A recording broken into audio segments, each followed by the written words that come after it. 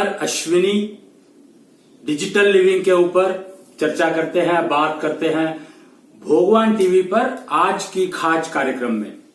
तो आज का विषय, आज मैं जब अभी ना एक एमएसएमई की मीटिंग थी यहाँ पर कालका जी में, तो मैं भी उसमें गया था, थोड़ा बहुत पार्टिसिपेट करते रहते हैं हम लोग। तो वहां पर अभी मेरे को ना आज थोड़ा लेट हो गया मैं प्रोग्राम बनाने में, पर चलो कोई बात नहीं। वहां पर मेरे को एक नया डेजिग्नेशन मिला, सत्यानाशी, एक्चुअली सवा सत्यानाशी। तो इसका मतलब क्या हुआ? देखो, डिजिटल लिविंग में रहने के एडवांटेजेस देखो आप कितने हैं कि मुझे सवा सत्यानाशी कहा गया कि मैं नेगेटिविटी का सत्यानाश कर देता हूं। नॉट ओनली सत्यानाश कर देता हूं, मैं नेगेटिविटी का सत्यानाश करवा भी सकता हूं। करना आपको पड़ेगा, रास्ता मैं बता सकता हूं। तो अब इमेजिन, नेगेटिविटी का सत्यानाश करा जा सकता है। तो अब मेरे को सत्यानाशी कह दिया, सवा सत्यानाशी, अश्विनी सवा सत्यानाशी, एक नया डेजिग्नेशन मिला आज मुझे। और एमएससी एक 24 तारीख को, 24 मार्च को एक कार्यक्रम है कॉन्स्टिट्यूशनल क्लब में, तो उसके सिलसिले में कुछ बातचीत थी। तो अब इतने टाइम के बाद मीटिंग हुई है, कोविड की वजह से आपको पता है सब कुछ बंद था, पर मैं हैरान था। मेरा वैसे पहले बहुत कम आने जाना होता था, पर अब की बार मैंने सोचा अब मैं क्योंकि सीनियर सिटीजन कैटेगरी में आ गया हूं, तो मेरे को अपनी जिम्मेदारी लगी है। मैं ना एक उसमें मेरे को ये लगा कि अब मुझे जंगल में जाना चाहिए। वो कहते हैं वानप्रस्थ, एक शब्द सुना होगा आपने, वानप्रस्थ, के एक उम्र के बाद वानप्रस्थ पे चला जाना, वानप्रस्थ हो जाना चाहिए। तो जब मैंने वानप्रस्थ को डिजिटल लिविंग में शिफ्ट कर चुका था मैं रहने को, तो जब मैंने वानप्रस्थ को समझा कि वानप्रस्थ का मतलब क्या है, तो वानप्रस्थ एक्चुअली जंगल, वो पब्लिक को कहा गया कि पब्लिक में जाके, समाज में जाकर के बैठो और वहां पर जो तुम्हारा एक्सपीरियंस है उसको शेयर करो, गाइड करो लोगों को। अगर आप गाइड कर सकते हो तो गाइड करो, नहीं तो जो गाइड करने वाले हैं उनसे सीखो और अपने घर में जो चीज तुम्हें ठीक लगती है, यहां ध्यान रखना है कि एक्सपेरिमेंट नहीं करने हैं, जो चीज मुझे ठीक, नहीं तो मेरे एक्सपीरियंस का फायदा ही क्या हुआ अगर मैं छान ना सकूं, फिल्टर ना कर सकूं कि क्या ठीक है और क्या मेरे घर वालों के लिए ठीक होगा और क्या मेरे परिवार के लिए ठीक होगा, क्या मेरे कुटुंब के लिए ठीक होगा। अगर मैं ये बाजार से सीख करके और उसमें से जो मेरे परिवार के लिए ठीक है या मेरे घर के लिए ठीक है या मेरे कुटुंब के लिए ठीक है उसको मैं ना गाइड करूं, तो इससे बड़ा दुर्भाग्य मेरे परिवार का नहीं हो सकता। और उनके फिर सीनियर सिटीजन होने का फायदा क्या हुआ? आज की तारीख में सीनियर सिटीजन को बोझ समझा जाता है, जबकि सीनियर सिटीजन जो है वो समझते हैं कि आज की जनरेशन को कुछ पता ही नहीं है। अगर गूगल बाबा में कोई चीज बताई आपने, आज की जनरेशन की क्या समस्या है, मेन प्रॉब्लम, बेसिक प्रॉब्लम, जहां पे उनको सीनियर सिटीजन की जरूरत है ही है, लेकिन सीनियर सिटीजन ने उनको डिस्कार्ड कर दिया। जिन लोगों को समझ में आ गया कि यार हमारी जिंदगी गाइड करने के लिए, जो वानप्रस्थ में जाने को तैयार हो गए, वानप्रस्थ में जाने का मतलब ये नहीं अब जंगल में जाकर बैठ कर तपस्या शुरू कर दो, नहीं। वानप्रस्थ में जाने का मतलब है कि आप समाज में बैठो और सामाजिक बुराइयों को समझो और उनको दूर करने का प्रयत्न शुरू करो, प्रयास शुरू करो। एटलीस्ट चर्चा में लाओ कि ये बुराई है, इसको जाना चाहिए।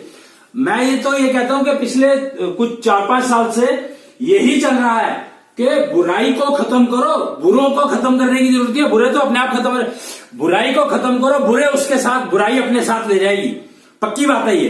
तो डिजिटल लिविंग में जब हम रहना शुरू किया हमने, तो हमें बहुत सारी ये चीजें समझ में आई कि बुराई को खत्म करने का मतलब, हम बुरे को एक्चुअली क्या था कि पहले बुरे को खत्म करने के चक्कर में लगे रहते थे, तो बुराई खत्म नहीं होती थी, बुराई वहीं की वहीं पड़ी रहेगी और बुरे को खत्म कर दिया आपने, तो फायदा क्या हुआ? टेररिज्म इतना बढ़ गया। लेकिन अगर आप बुराई को खत्म कर दो तो बुरे लोग तो अपने आप चले ही जाएंगे, बुराई अपने साथ ले जाएगी। जो बुराई अपने साथ ले जाएगी मतलब क्या? हाँ, बस यही समझने वाली बात है जो डिजिटल लिविंग में समझ में आता है कि मेरे को रोग है। भाई आप बड़ा सिंपल सा साधारण सा वो समझो ना कि मेरे को मैं बीमार हूं, मेरे को रोग है, तो उसका मैं इलाज करूंगा कि नहीं करूंगा? अभी आप 60 साल के ऊपर चले गए तो रोग तो आएंगे ही। क्यों? क्योंकि जिस समय में हमने जो कुछ नहीं करना चाहिए था वो हमने किया, कोई गलत काम हो गया या किसी को हमने डांट दिया या किसी को गलत कह दिया या किसी के साथ कोई वैसा काम कर दिया जो हमें नहीं करना चाहिए था, तो वो आपको रोक तो देगा ही ना।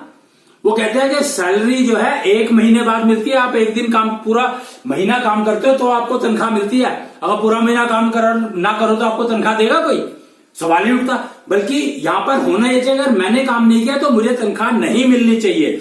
ये थिंकिंग अगर आपकी डेवलप हो जाएगी तो आपको कोई प्रॉब्लम आएगी नहीं। आपका जिंदगी के बीमारी नाम के शब्द जो है वो अगर 1,00,000 तरह की बीमारियां हैं तो वो 10,000 रह जाएंगी, और 10,000 तरह की बीमारियां हैं तो वो 500 रह जाएंगी।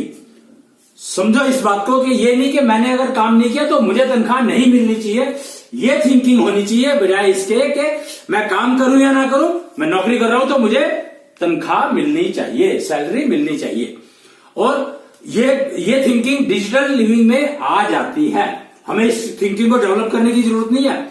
हम जब डिजिटल लिविंग में शिफ्ट करना शुरू करते हैं तो हमारे अंदर ये थिंकिंग अपने आप डेवलप हो जाती है। अगर मैं काम नहीं करता तो मैं पैसा डिजर्व नहीं करता, ये एक रूल है। और अगर मैं काम करता हूं और ठीक काम करता हूं और सामने वाले को फायदा पहुंचाता हूं तो गारंटी है कि मेरे को जो मेरा शेयर है वो मिलेगा। थोड़ा बहुत कम ज्यादा हो सकता है, पर इतना कम नहीं होगा कि आपका जीवन चले ना। ऐसा नहीं हो सकता, कभी भी नहीं हो सकता। अगर मैं रिजेक्शन कंट्रोल का एक्सपर्ट रहा हूं, रिजेक्शन कंट्रोल करवाना मेरा इंडस्ट्री में काम था, तो मैं ना पैसे बहुत मांगा करता था। देखो समझो बात को, मैं क्या कह रहा हूं, मैं अपनी एग्जांपल दे रहा हूं, रियल लाइफ एग्जांपल। मैं जिंदा खड़ा हूं यहां पर आपके सामने, जब तक जिंदा हूं। तो मैं कहता था कि देखो मैं आपका प्रॉब्लम सॉल्व करूंगा, लेकिन आपकी जो 1 साल की रिजेक्शन है वो पैसे आप मुझे दोगे। तो ये क्या लॉजिक हुआ? मैंने कहा सारी उम्र तो तुम उस रिजेक्शन को अगर मैं कम करता हूं तो बाकी सारी उम्र तो आप कमाओगे ही ना। और मैं तो आपकी रिजेक्शन को ही तो कम कर रहा हूं। आपके लिए तो रिजेक्शन तो आपका नुकसान ही कर रही है। आपकी जमीन की कीमत 10,000 रुपए गज है मान लो, और आपने 100 गज जमीन खरीदी सिर्फ अपनी रिजेक्शन को रखने के लिए, तो वो 10,000 रुपए गज इंटू 100 गज को लगा लो, कितने पैसे हो गए? और वो पैसे ही अगर आपके बच गए तो आप सोचोगे आपको कितना प्रॉफिट हुआ। और डायरेक्ट प्रॉफिट है ना, जगह की जरूरत नहीं पड़ेगी, तो आपको वो किराए पे लेना है, किराया बचा। और रिजेक्शन आपका प्रोडक्ट बन गया। तो रिजेक्शन जो है वो किस भाव मिलती है? कबाड़ी और उसकी रेट को देख लो आप। कबाड़ जो है आपका 12 रुपए किलो अखबार बिकता है, और अखबार आता है कितने का है? 2 रुपए का एक अखबार आता है, और उसमें इतनी एडवर्टाइजमेंट होती है। वो अखबार जो चाहे आपको पढ़ाता है, आपकी मर्जी का कुछ भी नहीं होता उसके अंदर, फिर भी आप लेते हो उसको। और 2 रुपए का एक अखबार आता है, और जब 1 किलो अखबार के लिए आपको कम से कम 20-25 अखबार चाहिए, 30 अखबार चाहिए, तो क्या बना कि 30 इंटू 2 60 रुपए, और बिका 12 रुपए। वो तो इसलिए 12 रुपए बिका क्योंकि उसकी रिसाइकलिंग है। अगर उसको वही गत्ता अगर बेचते हो तो 5 रुपए किलो बिकता है। तो ये बात को समझो कि रिजेक्शन जो है वो डायरेक्ट प्रॉफिट को खत्म करता है आपके। मैं एमएसएमई से कनेक्टेड हूं, तो मुझे पता है रोज की प्रॉब्लम है। 15 साल पहले तक तो मैं बहुत काम करता था, फिर मैंने छोड़ दिया वो काम, क्योंकि मुझे ये समझ में आ गया कि एमएसएमई को प्रॉफिट कमाने में इंटरेस्ट ही नहीं है। अब मुझे पता नहीं कि प्रॉफिट रिजेक्शन को करने में इंटरेस्ट क्यों किसका होगा, पर मैंने छोड़ ही दिया। अभी 20 आज की क्या सिचुएशन है मुझे ज्यादा पता नहीं है, तो अब मैंने थोड़ा जाना शुरू किया, क्योंकि रिजेक्शन कंट्रोल का एक्सपर्ट हूं। तो मैं चाहता हूं कि इंडस्ट्री को पता लगे कि रिजेक्शन को कम करने से प्रॉफिट बढ़ेगा, डायरेक्ट प्रॉफिट बढ़ेगा आपका, और वो प्रॉफिट आपकी सेहत को इंप्रूव करेगा। और तो और आपकी इंडस्ट्री की सेहत तो इंप्रूव होगी, क्योंकि मशीनों की लाइफ बढ़ जाएगी, आपके प्रोडक्शन स्टाफ की लाइफ बढ़ जाएगी। आपको पता नहीं है कि रिजेक्शन की वजह से स्ट्रेस कितनी होती है वर्कर को, ऑपरेटर को, मशीन ऑपरेटर जो है उसको कितनी स्ट्रेस हो जाती है जब रिजेक्शन होती है। आप इसका अंदाजा भी नहीं लगा सकते। कोई फैक्ट्री का मालिक ये सोच भी नहीं सकता कि वर्कर को स्ट्रेस हो जाती है रिजेक्शन की वजह से, ऑपरेटर को, मशीन के ऑपरेटर को स्ट्रेस हो जाती है उसकी वजह से। चाहे उसका कुछ नुकसान नहीं हुआ, नुकसान मालिक का हुआ, पर उसकी स्ट्रेस जो वर्कर लेकर के घर जाता है तो उसका घर सारा डिस्टर्ब होता है। वो दारू पीने की क्यों जरूरत पड़ती है उसको? आप समझो मैं क्या कह रहा हूं कि उसको दारू पीने की जरूरत इसलिए पड़ती है। वर्कर कहते हैं ना, वर्कर सबसे ज्यादा वो नशा करती है। कारण, उसका मेन कारण यह है कि उसकी जब रिजेक्शन होती है तो उसको अंदर से कष्ट होता है, अंदर से कष्ट होता है। कहता है कि देखो मैंने कितना नुकसान कर दिया। नुकसान किसका हुआ? मालिक का। उसको कोई फर्क नहीं पड़ा, उसकी तनख्वाह में कोई फर्क नहीं पड़ा, क्योंकि मालिक गिनकर चलता है कि इतनी रिजेक्शन तो होगी ही होगी। पर वर्कर को बहुत फर्क पड़ता है, ऑपरेटर को बहुत फर्क पड़ता है कि रिजेक्शन का फर्क क्या होता है। वो ऑपरेटर से पूछो, आपको तो पता लगेगा कि रिजेक्शन का मतलब क्या होता है। और जिंदगी की रिजेक्शन, अरे उस ऑपरेटर का तो पूरा का पूरा परिवार इफेक्ट होता है। उस एक आदमी के ऑपरेटर के वजह से जो रिजेक्शन हुई, चाहे वो नुकसान नहीं हुआ, पर रिजेक्शन की वजह से उसको अपने अंदर इतना गलानी होती है, उसको इतना कष्ट होता है कि उसका वो कष्ट का इफेक्ट परिवार के ऊपर आता है। इसीलिए वो परिवार जो है मतलब सोच ही नहीं सकता कि समस्या क्या है, प्रॉब्लम क्या है।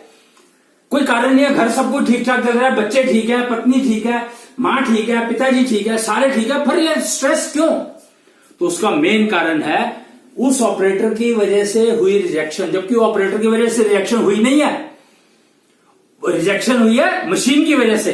मशीन के अंदर कोई पैरामीटर डिस्टर्ब हुआ और वोल्टेज फ्लक्चुएट हुई या रॉ मटेरियल में कुछ गड़बड़ हुई या कुछ भी हुआ, रिजेक्शन हुई उस वजह से। लेकिन ऑपरेटर कहता है नहीं, मेरा एक्सपीरियंस यही है कि मैं उस रिजेक्शन को ना होने दूं।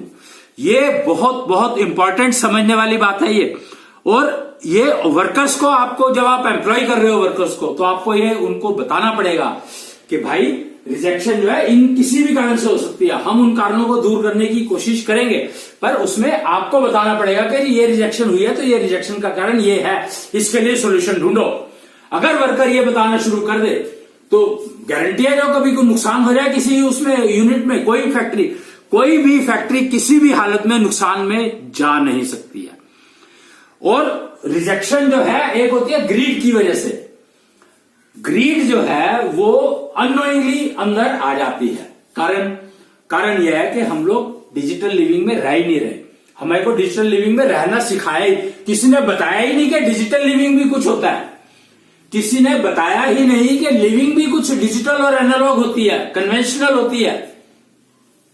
एनालॉग लिविंग मतलब बीमारी के साथ रहना, मैनेजमेंट ऑफ द डिजीजेस, तो तुम मैनेज करते हो।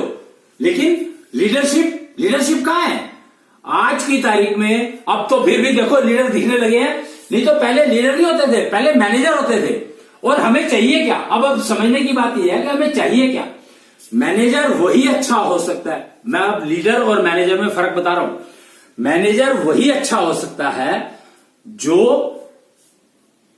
प्रॉब्लम को समझे या ना समझे, पर टीम जो बनाएगा उस टीम को बनाने में वो उस सिस्टम का यूज करेगा, उस टेक्नोलॉजी का यूज करेगा जिससे वो टीम बनाने में उस प्राणी को उस प्रोजेक्ट के लिए जगह देनी है या नहीं देनी है। अभी क्या होता है, अभी टीम बनाते हैं तो टीम को बनाने के लिए हम क्वालिफिकेशन देखते हैं और एक्सपीरियंस देखते हैं, जबकि हर प्रोजेक्ट का एक्सपीरियंस फर्क होता है। कभी भी दो चीजें एक साथ नहीं होती। कहते हैं कि सूरज तो रोज निकलता है, पर क्या सूरज रोज वही होता है? नहीं होता। सूरज रोज तो बहुत बड़ी बात है कहने की, हर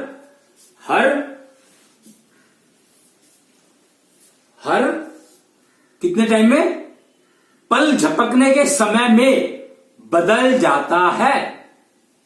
सूर्य, चंद्रमा,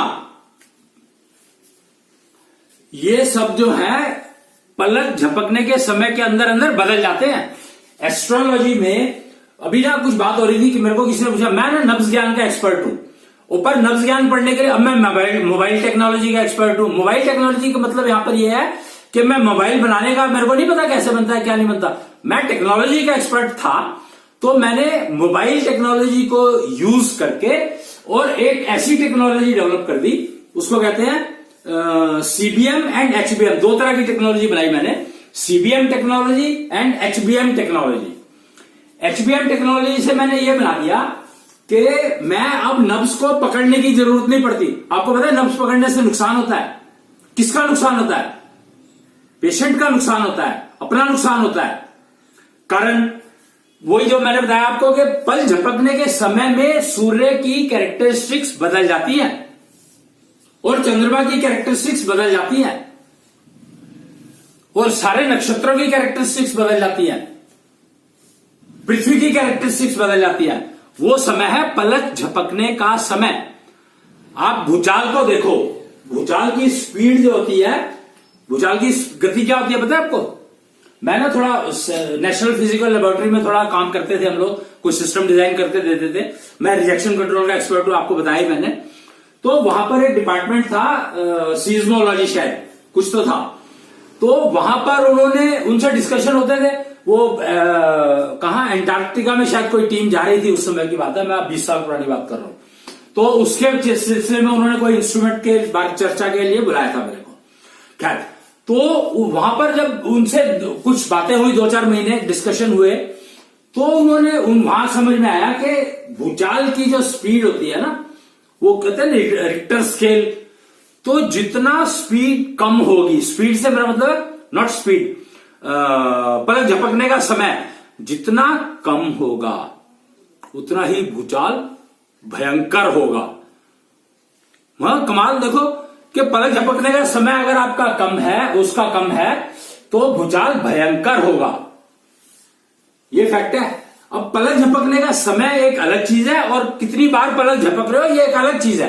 तो मैं कितनी बार पलक झपक रहे हो को नहीं बोल रहा हूं, पलक झपकने के समय को बोल रहा हूं मैं। तो ये जो सोलर सिस्टम है, इसकी चाल पलक झपकने के समय से सिंक्रोनाइज होती है। और एस्ट्रोलॉजी में जो गड़बड़ होती है, एस्ट्रोलॉजी की कैलकुलेशन बहुत बढ़िया है, लेकिन 1.25 घंटे की कैलकुलेशन बहुत अच्छी है। 1.25 घंटे का अकाउंट फॉर करके चलते हैं वो लोग। कुछ लोग जो बहुत अच्छे एस्ट्रोलॉजर्स हैं, एस्ट्रोलॉजर्स ट्रू एस्ट्रोलॉजर्स की बात कर रहा हूं मैं। अब एस्ट्रोलॉजी में ना बहुत सारे झोल हैं। मैं मतलब क्योंकि मैं मैथमेटिशियन हूं तो मुझे पता है, टेक्नोलॉजी का आदमी हूं, मुझे पता है कि एस्ट्रोलॉजी में झोल का कारण क्या है।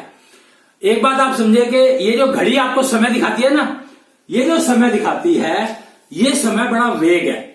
वेग इन द सेंस कि आप जन्म का समय किसी भी हालत में ठीक नहीं कैलकुलेट कर सकते, पता लग ही नहीं सकता आपको। उसकी सॉफ्टवेयर देखो, आप एस्ट्रोलॉजी की सॉफ्टवेयर देखो जो समय के हिसाब से गणित करके और कुंडली बनाती है, उसमें 1.25 घंटे की एरर होती है। मतलब सवा मिनट की तो है ही है, अगर कुंडली उसके हिसाब से चले, पर वो 1.25 मिनट किसके रिस्पेक्ट में? अगर आपके पास बिल्कुल एक्यूरेट टाइम है तब 1.25 मिनट की, और टाइम आपके पास एक्यूरेट है ही नहीं, क्यों? रेफरेंस है ही नहीं कोई। आपको पता ही नहीं रेफरेंस क्या लेना है, आपको पता ही नहीं रेफरेंस क्या लेना है, किसी को नहीं पता। तो ये जो हम जीएमटी को फॉलो करते हैं, इसमें रेफरेंस क्या लिया जाता है? सोचो आप क्या लिया जाता है, मुझे तो पता नहीं है, पर मुझे ये पता है कि रेफरेंस जो है वो जगह पे, और कुछ सूर्यपुरी पे कुछ तो किया इन लोगों ने, नेचुरली घड़ी बनाई है, सब कुछ चल रहा है, तो रेफरेंस तो किया। तो रेफरेंस भी एक क्लॉक है जिसका कोई रेफरेंस नहीं है। वो सीजमी क्लॉक और वो फलाना ठिकाना, इतनी सारी बातें करी जाती हैं, सब हैं, क्योंकि फर्क क्या है? फर्क यह है कि हमें रेफरेंस का नहीं पता, तो हम लोग रेफरेंस को ठीक करने में लगे हुए हैं। हमें जब रेफरेंस का पता ही नहीं है तो हम ठीक कर क्या रहे हैं? तो हम क्या करते हैं, बहुत ही ज्यादा स्लो, बहुत हाई फ्रीक्वेंसी वाले सिस्टम को रेफरेंस बनाने की कोशिश कर रहे हैं, कैलकुलेट करने की कोशिश कर रहे हैं। सीजमिक क्लॉक का मतलब, अब देखो मैं आपको इसका रेफरेंस बताता हूं। अभी आपको हम नैनो टेक्नोलॉजी की बात करते हैं। आज मैं बहुत सारी टेक्नोलॉजी की बातें करूंगा, क्योंकि टेक्नोलॉजी एमएससी में की मीटिंग से आ रहा हूं, तो वहां पर मुझे सत्यानाशी का आ गया, सवा सत्यानाशी का आ गया, तो मैं सवा सत्यानाशी का मतलब समझा रहा था और मैं कहां पहुंच गया। तो आज मैं प्योर टेक्नोलॉजीज की ही बात कर रहा हूं कि टेक्नोलॉजी में आप ये समझ लो कि कहते हैं, आपको पता होगा कि पहले जो है माइक्रो प्रोसेसर हुआ करते थे। जो आप प्रोसेसर देखो, इंटेल का वो हिस्ट्री देखो, तो हम लोग पहले जो है मेगाहर्ट्ज में काम करते थे, मिली सेकेंड में काम करते थे, मिली सेकेंड। फिर एडवांस की मैं बात कर रहे हैं, पेंटियम प्रोसेसर आया और उसके बाद के जो प्रोसेसर आए, तो वहां पर हम लोग क्या बात करने लगे, माइक्रो सेकेंड की। माइक्रो सेकेंड में काम कर रहा है, इतनी हाई स्पीड पर काम कर रहा है। पहले जो है किलोबाइट होता था, फिर मेगाबाइट की हार्ड डिस्क आनी शुरू हुई, और फिर अब क्या आ रही है, टेराबाइट। टेराबाइट क्या है? टेराबाइट समझना आपको ना, तो बहुत सिंपल सा मैं आपको एग्जांपल देता हूं। आप अगर मेगाबाइट समझना है, आपको मेगाबाइट समझना है, तो वो ये समझ लो कि आप बात कर रहे हो प्रैक्टिकली अगर देखा जाए तो मैं क्या कहूं, इस कमरे की, चलो इस कमरे को रेफरेंस लेते हैं। ये पूरा कमरा 15 बाय 15 फुट बाय 15 फुट का कमरा, ये मान लो ये है, मेगाबाइट को रिप्रेजेंट करता है, 1 मेगाबाइट को मान लो रिप्रेजेंट करता है। तो इसके अंदर में यहाँ ना बहुत सारी चीजें पड़ी हैं। ये सोफा पड़ा है, छोटे सोफे पड़े हैं 2, ये पलंग पड़ा है, ये जो है ये बड़ा वाला सोफा पड़ा है, वहां पर एक कुर्सी पड़ी है, वो छोटी मेज पड़ी है, ये मेज पड़ी है, पीछे टीवी लगा हुआ है, ये लगा हुआ है, वो लगा हुआ है, मतलब कम से कम 50-100 चीजें पड़ी होंगी यहाँ पर। तो उनमें से एक अब हो गई है मेगाबाइट बड़े वाली। यानी वो देखो ये बड़े वाला सोफा 4 सीटर सोफा है, इसका साइज मान लो ये है गीगाबाइट, ये है गीगाबाइट, कमरा टेराबाइट, बस इतनी सी बात है। तो आप रेफरेंस समझे ना, पहले ये मेगाबाइट हुआ करता था, अब इसके अंदर एक चीज पड़ी है, कई चीजों में से एक चीज पड़ी है, सबसे बड़ी जो है वो सोफा है 4 सीटर, तो ये हो गया गीगाबाइट, और ये कमरा हो गया टेराबाइट, बस इतना ही है। और आपको मैं अब लोअर साइड पे जाता हूं, फ्रीक्वेंसी कम कर रहे हैं हम लोग, हाई स्पीड पे चल रहे हैं। तो पहले मिली सेकेंड होते थे, उसका 1000 टाइम लेस, मतलब 1000 से डिवाइड कर दो अगर 1 मिली सेकेंड को, तो आपको माइक्रो सेकेंड मिलेगा, मतलब बहुत फास्ट। माइक्रो सेकेंड को अगर आप 1000 से डिवाइड कर दोगे तो आपको नैनो सेकेंड मिलेगा। आपने नैनो टेक्नोलॉजी का नाम सुना होगा, तो नैनो टेक्नोलॉजी। फिर अब नैनो टेक्नोलॉजी को अगर 1000 से डिवाइड कर दो तो आपको मिलेगा कौन सी टेक्नोलॉजी? टेराबाइट है, तो टेरा का रिवर्स कर लो, वो कुछ क्या नाम है उसका, कुछ तो नाम है उसका, कुछ नाम है उसका, वो यूज होती है, वो उस टेक्नोलॉजी को 10⁻⁻12 समझ लो, 10⁻⁻6 माइक्रो, 10⁻⁻3 मिली, 10⁻⁻6 माइक्रो, 10⁻⁻9 गीगा नैनो, और 10⁻⁻12 की बात कर रहा हूं मैं। और आप लोग हैरान हो गए कि अभी तो हम नैनो टेक्नोलॉजी पर अटके हैं, और जो ये है आपकी 10⁻⁻12 वाली जो टेक्नोलॉजी है वो तो कब से चल रही है, पर हमें लिंक करना आता नहीं है, हमें पता ही नहीं है कि वो टेक्नोलॉजी कब से चल रही है, और वो टेक्नोलॉजी पुरानी है, मतलब एडवांस टेक्नोलॉजी ऑलरेडी पुरानी है, ऑब्सोलीटेड है, और हम लोग आज बात कर रहे हैं इसकी। तो हम क्या कर रहे हैं, हम आगे बढ़ रहे हैं, पीछे बढ़ रहे हैं, हमें पता ही नहीं है, टेक्नोलॉजी का ज्ञान ही नहीं है, मतलब रेफरेंसेस का ये हालत है, रेफरेंस है ही नहीं, और हमने अपने रेफरेंस कुछ क्रिएट किए, और वो ठीक है कि नहीं, उनको हम करेक्शन में लगे गए, अब डायरेक्शन पता नहीं क्यों, क्योंकि जब तक आप नेचुरल रेफरेंसेस को नहीं समझोगे तब तक आप जो मर्जी कर लो, रेफरेंस समझना पड़ेगा। मैं यहां पर मेजरमेंट की बात नहीं कर रहा हूं, पहले रेफरेंस समझना पड़ेगा, फिर मेजरमेंट, और फिर उसका यूटिलाइजेशन। ये तीन चीजें हैं।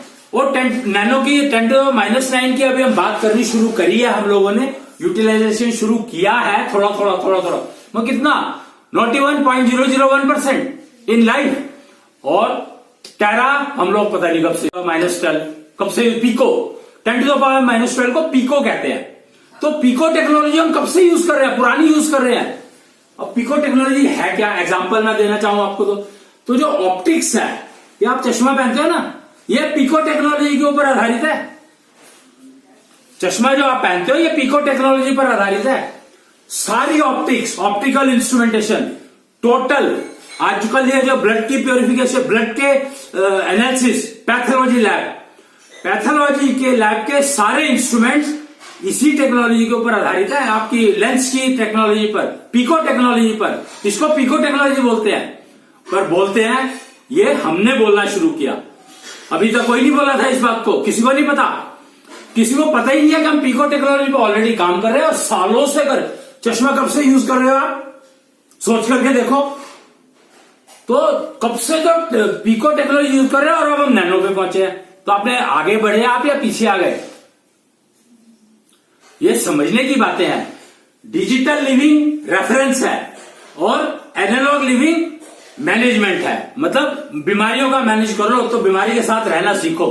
लोग कहते हैं कि अब कोरोना ने बता दिया कि भैया कोई तुम्हारा वाली वारिस है ही नहीं, तुम अपने वाली वारिस अगर खुद नहीं बन सकते तो तुम्हारा कोई वाली वारिस नहीं है, भगवान भी तुम्हारे को कुछ नहीं करने वाला। भगवान कहता है, हमने कहा कि अच्छा चलो भगवान को ढूंढते हैं, भगवान कहता है मेरे को ढूंढ लो, इतना आसान हो गया मैं मिलना।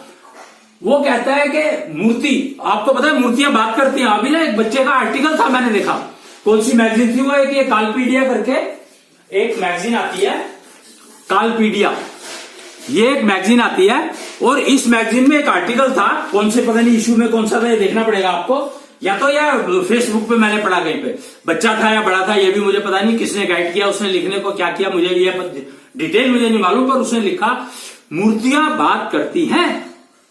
अब ये बात समझ में कैसे आई? भैया डिजिटल लिविंग पे शिफ्ट करो तो आपको तुरंत समझ में आ जाएगा, पर आपकी बात क्यों नहीं समझती? क्योंकि आपको वो भाषा आती नहीं है। भाषा की बात, अरे आप अगर आप चाइना चले जाओ आज और वहां जाके अपनी भाषा हिंदी बोलने लगो तो आपकी बात किसी को समझ आएगी क्या? ऐसी मूर्तियों की जो भाषा, वो मूर्तियों की भाषा बोलोगे तो मूर्तियों को समझ में आएगी ना। तो मूर्तियों को भाषा कौन सी समझ, कहते हैं ना आपके भाव, पूजा जब कर रहे हो आप तो आपके भाव से पूजा करो, तो मूर्तियों को भाव की भाषा समझ में आती नहीं है। समझ लो इस बात को तुम, ये आपको समझना है। जब डिजिटल लिविंग में चले जाओगे आप तो ये चीजें आपको तुरंत क्लियर होती चलेंगी। डिजिटल का मतलब यार सामने दिखाई देता है। तो अगर आपको मूर्ति से बात करनी है तो आपको डिजिटल लिविंग में शिफ्ट होना ही पड़ेगा, होना ही पड़ेगा, और आपको वो भाषा अपने आप आ जाएगी। देखो मैं क्या कह रहा हूं कि फिर आपको जरूरत नहीं है, फिर वो टेलीपैथी से बात, ये भाषा टेलीपैथी की भाषा है। टेलीपैथी की भाषा के लिए जो कंपोनेंट आईसी बनेंगे, चिप बनेगी, वो चिप एयर मॉलिक्यूल से बनती है, शुक्र मॉलिक्यूल का यूज करके। अब खैर अब आपको ये भी पता नहीं होगा कि शुक्र मॉलिक्यूल क्या होता है। मॉलिक्यूल्स के बारे में कब से जानकारी है, पर मॉलिक्यूल्स की मॉलिक्यूल का पता ही नहीं हमें, मॉलिक्यूल के ऊपर कोई काम ही नहीं हुआ, किसी को पता ही नहीं। और हम लोग कहां चले गए? एटम पे चले गए। तो उससे क्या हुआ? सर्वनाश। एटम बम सबके सामने है। अब हाइड्रोजन बम, वो एटम बम से मॉलिक्यूलर बम पर आ रहे, मतलब उल्टा चल रहे हैं सीधा चल रहे हैं, ये तो समझ में नहीं आ रहा हमें यही समझ में नहीं आ रहा कि हम उल्टा चल रहे हैं सीधा चल रहे हैं, हम सर्वनाश की तरफ चल रहे हैं या ठीक होने की तरफ चल रहे हैं, हम बीमारियां छोड़ने की बात कर रहे हैं या बीमारियां कमाने की बात कर रहे हैं, हम जीने की बात कर रहे हैं या मरने की बात कर रहे हैं। हम जीवन, मरना तो सबको ही है, पर मरने के कष्ट में मरने का फायदा क्या है? अरे मानव जन्म मिला है सारा, इसको यूज करो और आपकी जो जिंदगी बढ़िया हो जाएगी। कष्टपूर्ण मृत्यु जरूरी है क्या? बिना कष्ट के मर लो यार, क्या दिक्कत है? डिजिटल लिविंग में शिफ्ट कर रहे हो, प्रॉब्लम क्या है? कौन सी बीमारी है सोचने की जरूरत नहीं है। बीमार हो या ठीक हो, डिजिटल लिविंग में बीमार होता ही नहीं, क्योंकि बीमारी आती है वो खत्म हो जाती है, तुरंत इलाज हो जाता है। आपकी बॉडी सेल्फ, कोरोना ने हमें क्या सिखाया? इम्यूनिटी। और डिजिटल लिविंग क्या सिखाती है? क्यूम्यूनिटी। अरे फर्क शब्दों का ही तो फर्क है। क्यूम्यूनिटी का फायदा यह है कि क्यूम्यूनिटी में इम्यूनिटी के साथ साथ और बहुत सारी चीजें बढ़ जाती है, और इम्यूनिटी में खाली इम्यूनिटी बढ़ती है। तो जब इम्यूनिटी में बहुत सारी चीजें बढ़ती है और इम्यूनिटी मल्टीप्लाई होती है, जबकि इम्यूनिटी अगर आप बढ़ाने की कोशिश करते हो तो वो ऐड होती है, वो भी बिल्कुल एक सैचुरेशन पे आकर के उससे बढ़ती नहीं है ज्यादा, उतनी बढ़ सकती है। क्यूम्यूनिटी इनफाइनाइट हो सकती है। तो अनंत का मतलब क्या है? वो अनंत का मतलब अब समझ में आया क्या? अनंत का मतलब है कि क्यूम्यूनिटी एक ऐसा पैरामीटर जो अनंत हो सकता है, कितना ही बढ़ा लो, कितना ही बढ़ा लो। शंख टेक्नोलॉजी, डिजिटल टेक्नोलॉजी अवेलेबल है, अंगूठा रखो 5 सांस लो, आपको बता देगी कि आपकी आज की कम्युनिटी का लेवल क्या है। भाई टेक्नोलॉजी क्या है? मेजरमेंट इंस्ट्रूमेंट बनाना तो कोई प्रॉब्लम है ही नहीं, कोई समस्या ही नहीं है मेजरमेंट इंस्ट्रूमेंट बनाना तो, पर क्या मेजर करना है ये तो पता होना चाहिए। क्यूम्यूनिटी नाम का कहते हैं आपने तो इम्यूनिटी को क्यूम्यूनिटी कर दिया। अरे भाई क्यूम्यूनिटी अलग चीज है, इम्यूनिटी अलग चीज है। इम्यूनिटी तो सिर्फ आपको प्रोटेक्शन देती है थोड़ी सी, क्यूम्यूनिटी जो है आपको खाली प्रोटेक्शन नहीं देती, रास्ता भी दिखाती है, वो दिमाग की बत्ती जलाती है, और फिर वो आपको टेलीपैथी की भाषा सिखाती है, फिर वो आपको मूर्तियों से बात करना सिखाती है। मतलब क्यूम्यूनिटी में तो बहुत सारी चीजें जुड़ी है, इम्यूनिटी के साथ तो कुछ भी जुड़ा नहीं है। इम्यूनिटी के साथ आपका पेट जुड़ा है सिर्फ, और क्यूम्यूनिटी के साथ आपकी सारा सिस्टम जुड़ा हुआ है। तो हमें ये चीजें अब पता लग गई है, समझ आ गई है, सारी रिसर्च हो चुकी है। आप इन चीजों को समझना चाहो, देखना चाहो, इस्तेमाल करना चाहो, उपयोग करना चाहो, तो ये बिल्कुल संभव है। 4D infuser institute Nehru place में ऑलरेडी अवेलेबल है, और इसकी मतलब ये ऑनलाइन क्लासेस होती है, इसकी बहुत आसान है, पर एक बहुत इंपॉर्टेंट इसके साथ में वो है योग्यता, एलिजिबिलिटी आपको अपनी इंप्रूव करनी पड़ेगी। योग्यता नहीं होगी तो आपको कोई भी कुछ भी समझा नहीं पाएगा, योग्यता होगी तो आपको अपने आप समझ में आ जाएगा। एक बार कहने की बात है। वो ठीक कह रहा है या गलत कह रहा है ये भी पता लग जाएगा। देखो कहा जाता है कि मैं क्या बोल रहा हूं वो इतना यूजफुल नहीं है, एडवांटेज नहीं है, उसमें से मुझे क्या समझ में आया वो मेरे लिए इंपॉर्टेंट है। तो 1 लाख लोगों को अगर मैंने भाषण दिया तो उन सब 1 लाख लोगों को एक ही चीज समझ में नहीं आएगी। किसी को कुछ समझ में आएगा, किसी को कुछ समझ में आएगा, किसी को कुछ समझ में आएगा। तो उसको ज्यादातर जिसकी जो योग्यता होगी उसको वो चीज समझ में आ जाएगी। बड़ा सिंपल सा रूल है ये, एलिजिबिलिटी का, योग्यता का प्राकृतिक नियम है ये। और अगर आप अपनी कम्युनिटी लेवल को इंप्रूव करते चले जाओ, आपका ये एलिजिबिलिटी लेवल अपने आप बढ़ता चला जाएगा, कोई पंगा ही नहीं है। और योग्यता बढ़ाने के लिए डिजिटल लिविंग में रहना पड़ेगा, कोई इसका और हल है ही नहीं। कोरोना जैसी बीमारियों से बचना है, अभी तो और पता नहीं कितने वर्षन आएंगे कोरोना के। आप क्या सोचते हो कि आप छूट गए? कोरोना का 2 स्ट्रेन तो अभी आ चुके हैं और दूसरे स्ट्रेन की हालत देख रहे हो आप कितनी तेजी से वो इफेक्ट कर रहा है, in spite of the fact कि वैक्सीनेशन चल रहा है। इतने लोगों, करोड़ों लोगों को वैक्सीनेशन लग गया, पर वो जिस काम के लिए वैक्सीनेशन है उसका काम कर रहा है, पर नया स्ट्रेन आ गया, आप क्या करोगे? तो वो नए स्ट्रेन में भी इफेक्टिव है, लेकिन डेफिनेटली उतना इफेक्टिव तो नहीं हो सकता। मान लो जिसके लिए बना है उसके लिए वो 20% इफेक्टिव है, इम्यूनिटी में इतना ही कुछ बताया जाता है, तो नए स्ट्रेन के लिए वो 5% इफेक्टिव है सिर्फ। इतना फर्क तो कम से कम है, वो हो सकता है 2% हो, पर वो भी इंडिविजुअल के ऊपर है। तो भाई सबसे आसान काम है डिजिटल लिविंग पे शिफ्ट कर जाओ, migrate to digital living. Listen to Ashwini Agarwal, anchor digital living and आज की खाज भगवान टीवी, बस। और सुन लो लेक्चर पैक्चर, 2-4 चीजें सुन लो, समझ लो और डिजिटल लिविंग अडॉप्ट कर लो, फिर सुनो या मत सुनो कोई फर्क नहीं पड़ता। क्यों? क्योंकि फिर तो ज्ञान अपने ज्ञान चक्षु खुलने लगते हैं और ज्ञान चक्षु खुलने लगते हैं, दिमाग की बत्ती जलने लगती है, तो फिर तो अपने आप ही दिखने लगता है सब कुछ। ये समझो और इसका उपयोग करो। डिजिटल लिविंग के ऊपर शिफ्ट करना, माइग्रेशन करने का न्योता दे रहा हूं, इन्विटेशन दे रहा हूं। आ जाओ, जियो और साथ मिलकर के मौज करेंगे, साथ मिलकर के मौज करेंगे। Let us make a world the one team. अपने राष्ट्र को एक टीम बनाएं और पूरी वसुधा को एक टीम बनाएं। सारी human race should act as a one team. तो फिर देखते हैं कि नेचुरल कैलेमिटी हमारा कैसे नुकसान कर सकती है, सवाल ही नहीं उठता। समुद्र की हिम्मत नहीं है कि वो आपके राज्य में बाढ़ लेकर आ जाए, हिम्मत नहीं है उसकी। ऋषि अगस्त्य हुए हैं, वो पूरा समुद्र पी गए थे। क्यों? समुद्र ने कोशिश की थी कि मैं दिखाऊं अपने आप को। राम जी ने बाण निकाल लिया था कि मैं सुखा दूंगा तेरे को अगर तूने मेरी बात नहीं मानी तो मुझे तो जाना है वहां पर।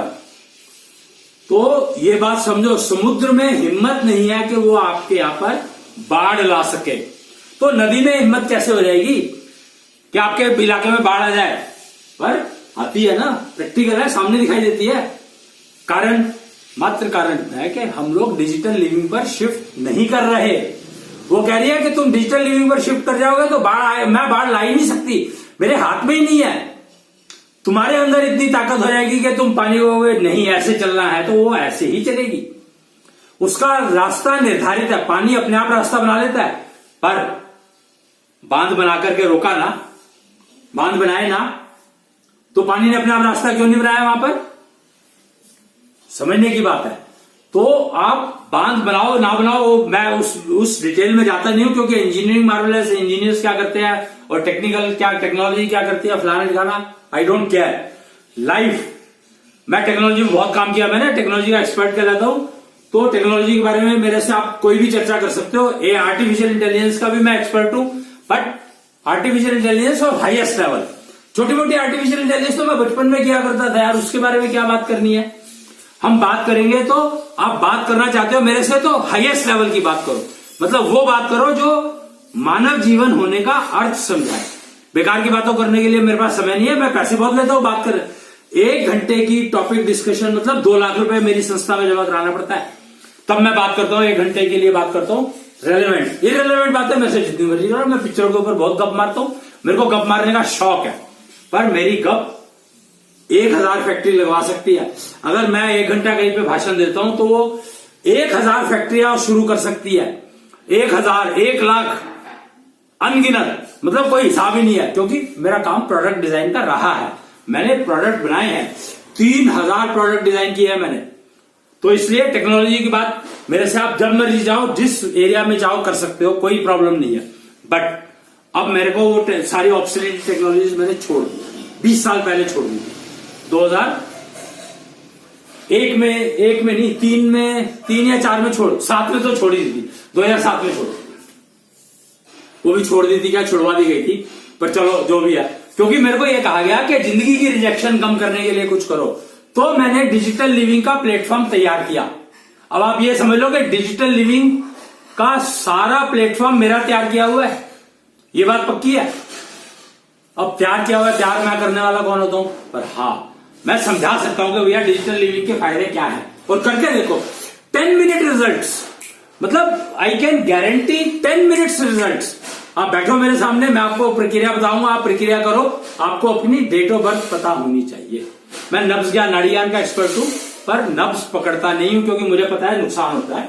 तो मैं डेट ऑफ बर्थ से आपके डेट ऑफ कंसीवमेंट निकाल करके, और उस समय में वातावरण क्या कह रहा था उसको समझ करके आपको कुछ बताऊंगा, और फिर आप उसको करो 10 मिनट में। मैं गारंटी देता हूं 10 मिनट में आपको ऐसा लगेगा कि आपके जीवन में, आपके शरीर में कुछ पॉजिटिविटी डेवलप होनी शुरू हो गई। मैं नेगेटिविटी हटाने को कभी नहीं कहता, मैं कभी नहीं कहता कि नेगेटिविटी हटाओ ना, मैं हमेशा कहता हूं पॉजिटिविटी डेवलप करो, नेगेटिविटी अपने आप चली जाएगी। भाई पॉजिटिविटी डेवलप करो, नेगेटिविटी अपने आप चली जाएगी। नेगेटिविटी तो ऊपर वाला तुरंत निकाल लेता है, तुरंत देता भी बहुत जल्दी है और निकालता भी बहुत जल्दी है, पर आपको योग्यता प्राप्त करनी पड़ेगी। तो आप योग्यता प्राप्त करने के लिए रास्ता सीखना है, मैं सिखाने को तैयार हूं। 4D इन्फ्यूजन, निश्चल टेम्पल लगे हुए हैं, कॉन्जेनियल थेरेपी चल रही है। उस थेरेपी का जहां भी सेंटर हो वहां चले जाओ, आपको ये मिल जाएगा। पूरे वर्ल्ड में चल रही है वैसे तो, पर मेरे को पता नहीं है कौन कर रहा है कौन नहीं कर रहा, लेकिन हिंदुस्तान में फिर भी कई जगह पर तो मेरे को पता है। जैसे अम्बाला में चल रही है, गाजियाबाद में चल रही है, उत्तर प्रदेश, यूपी में चल रही है, और यूपी से शुरू हुई थी, हरिद्वार से शुरू करी गई थी। पहला जो निश्चल टेम्पल बना था वो हरिद्वार में बना था, हर की पैड़ी के ऊपर। मतलब निश्चलता का पसारा, निश्चलिज्म की बात हो रही है, निश्चलता का पसारा चल रहा है, कृष्ण ने शुरू किया था। और जो लोग निश्चल बनने को तैयार नहीं थे, महाभारत हुई थी। ये समझ लो आप, मोटा मोटा लिंक है ये, आप ये सब चीजों का मैंने एक लिंक कर दिया। तो आप ये समझो, करो, और 10 मिनट वेरिफिकेशन है, नुकसान कोई है ही नहीं, गारंटीड फायदा होगा, नुकसान कुछ भी नहीं होगा, फायदा होगा गारंटीड, कम या ज्यादा हो सकता है, बस इतना ही फर्क है, पर होगा। अगर आपने बहुत ही ठीक से समझ करके कर लिया तो इतना फायदा होगा, और अगर आप नहीं समझ पाए तो इतना होगा। अगर आपने किया सिर्फ और समझे नहीं, कुछ नहीं किया, पर जो बताया दिखाया आपको जिस तरीके से, उस तरीके से किया आपने, तो इतना तो डेफिनेटली होगा। तो ये एक ऐसा सिस्टम है, डिजिटल लिविंग एक ऐसा सिस्टम है जो आपकी योग्यता हमेशा बढ़ाएगा, कम नहीं करेगा। तो नेगेटिव की तरफ तो जाएगा ही नहीं। ग्राफ में 0 से शुरू होता है, फिर 1। हमारा ग्राफ जो है 0 पे तो जाता ही नहीं है, 1 से शुरू होता है, और इनफाइनाइट, सनातनता, अनंत, एक जैसा। तो ये बात मैं आज बताना चाहता था, क्योंकि एमएसएमई की मीटिंग का रिजल्ट है ये कि मेरे को ये लेक्चर आज टेक्नोलॉजी के ऊपर बताना पड़ा। नहीं तो नॉर्मली मैं मिक्स बताता हूं, पर आज प्योर टेक्नोलॉजी थी है, और रिजेक्शन कंट्रोल का मैं एक्सपर्ट रहा हूं। तो और मुझे सुनना है एंकर अश्विनी जी, मेरे को कहते हैं लोग जी लगा देते हैं, अब सीनियर सिटीजन हो गया तो जी लगा देते हैं लोग, पर मेरे को जी वी में कोई इंटरेस्ट नहीं है, भैया कह सकते हो। कन्याओं को मैं कहता हूं कि मुझे भैया कहो, फीमेल कम्युनिटी को मैंने सबको कहा है कि मुझे तुम भैया बुला सकते हो, सारी की सारी, ऑल।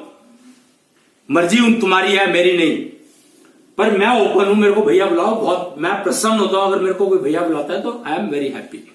तो anchor Ashwini ji, digital living, और आज की खास कार्यक्रम भगवान टीवी पर सुन लो, समझ लो, एक आध समझ लो, एक आध सुन लो, लेक्चर समझो तो सही। अरे इतने सारे लोगों के लेक्चर सुनते हो, ये भी सुन करके देखो, समझो।